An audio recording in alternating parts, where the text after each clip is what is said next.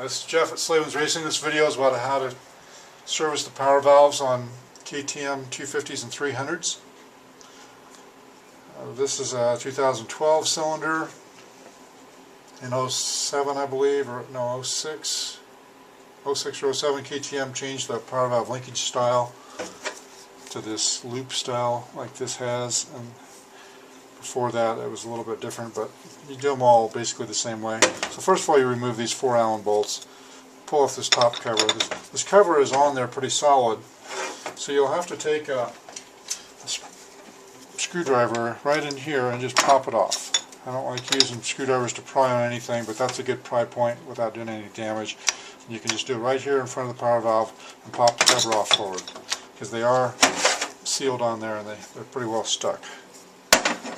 So first of all, you have to disassemble everything.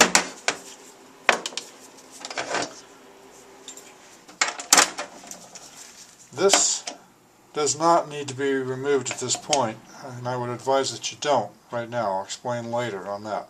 So for right now, you just want to remove this Allen.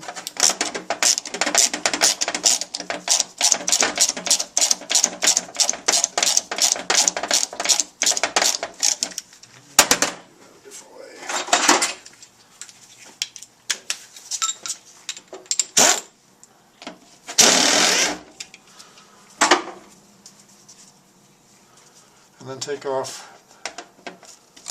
this gear plate. So this is what's different on the newer style cylinders. I think maybe it was 07 when they went to this style. It has this loop here. Before that, the gears were on this side and there was no loop.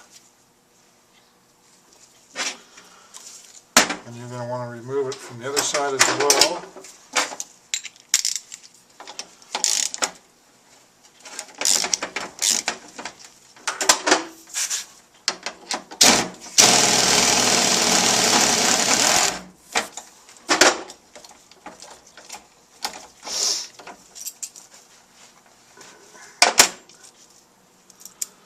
And I'll show you later how to reassemble that part. And that's another gear plate on this side. This one has a pin for locating that spring. And the next step, tricky part, is to take these retaining plates out. This holds the side power valves in. On these, it takes a T25, I believe it is, Torx 25 to remove them. And sometimes they'll come right out, like this one did just then. Like that one does not want to come out, and if you try it hard, you'll either break the Torx bit or you'll round out the Torx head. And at that point, you've got a mess on your hands. You'll have to drill it out. Now, some of the earlier ones didn't have Torx, they had an Allen in them, and those you always have to use this next procedure, and that is impact. So use a brass drift, steel punches. You can use them. If you're going to use a steel punch, I would actually reverse it and use the big end, because if you're not careful, you'll collapse the hole and you won't be able to get your Allen wrench in there. So on the Torx or the Allens, you want to use impact. So, and you hit it really hard, almost like you're trying to break it. Not a big hammer though. This is a small ball peen, but you hit it hard, and the impact will loosen it. So that loosened this one up. So if that doesn't loosen it, go through that same procedure again, and if that's not enough to do it, then you're going to have to heat that with a torch, just a butane torch, or you can use acetylene if you want, but you'll have to heat it up to release the Loctite. On the ones with the Allens, they're much more difficult to get out. They're very easy to round out, so do not try to force them out of there. I guarantee you, you'll ruin them. You'll ruin the Allen hole, and you'll have to drill the thing out. So then just take these out.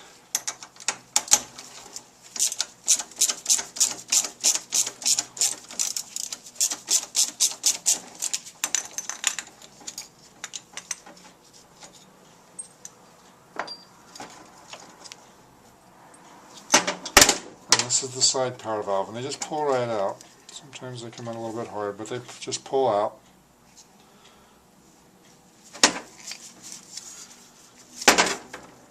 Same thing over here, which we just did on the other side.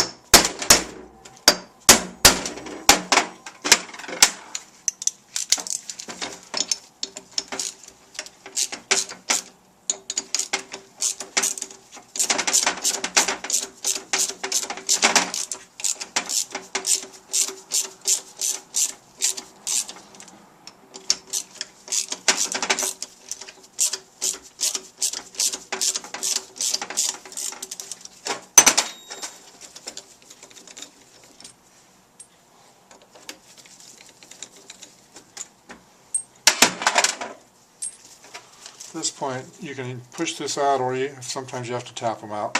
This is the main power valve flap. So this is the main power valve flap that goes up and down inside the cylinder, and then the other ones are the side power valves. So pull that out of here. Now the cylinder is all stripped, well, for the most part. You want to take these O-rings out.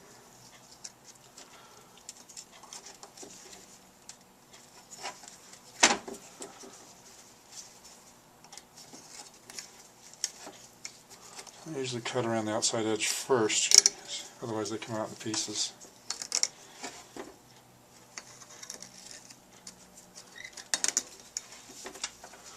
Now you've got to get everything cleaned off. So this is silicone steel, it's got to come off. You can scrape some of that off of there. The front cover has the same issue. It's got silicone all over it, so all that needs to be scraped. I just use an X-Acto knife for this part. It's good to keep an X-Acto knife in your toolbox with sharp blades. If the blades get dull or nicked up, then they'll scratch the surface, but if you have a nice fresh blade, it does not. So get all that stuff off of there.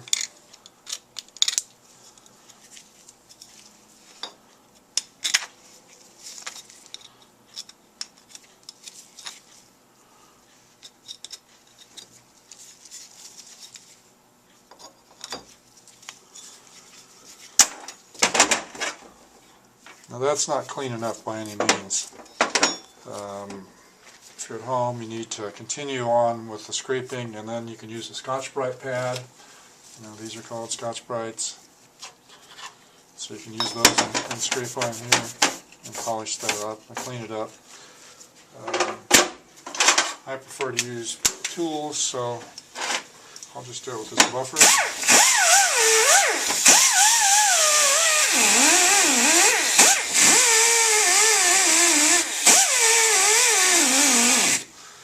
If you use a power tool like that, you have to be very careful not to take material off. If that's not the goal. The goal is to just polish it and get the crud and the gasket material off of there. This is a machine surface. These are two matching machine surfaces. They actually have a number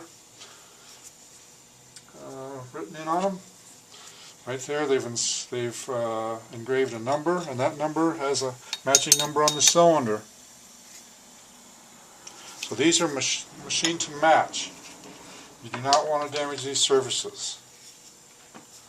So after you get all that part cleaned up, you clean this surface, any other carbon buildup, you want to clean all that out. Then you move on to the power valves themselves. And this end always gets a little nick on it, which requires a file to clean up just a little bit. Then this will come off. Still just a little bit of a burr on that thing. So this is not a bad one. It does not have big carbon deposits, but quite often these guys think that their power valves are fine. They look through the exhaust port and they see this part of the flap and it has very low carbon on it. But where it really gets the carbon buildup is on this front edge and on the top. This one is not very old, so it doesn't have a lot of buildup on it, but sometimes I'll see them 3/8 of an inch thick up here to where the power valve can't even open all the way. That's when you're losing performance. So the next step is go back to your X-Acto knife and scrape the carbon off. And get that scraped off everywhere it is on the power valves. And you want to scrape it off up here. I'm not going to waste a lot of time showing you this. And then you scrape it off on the sides.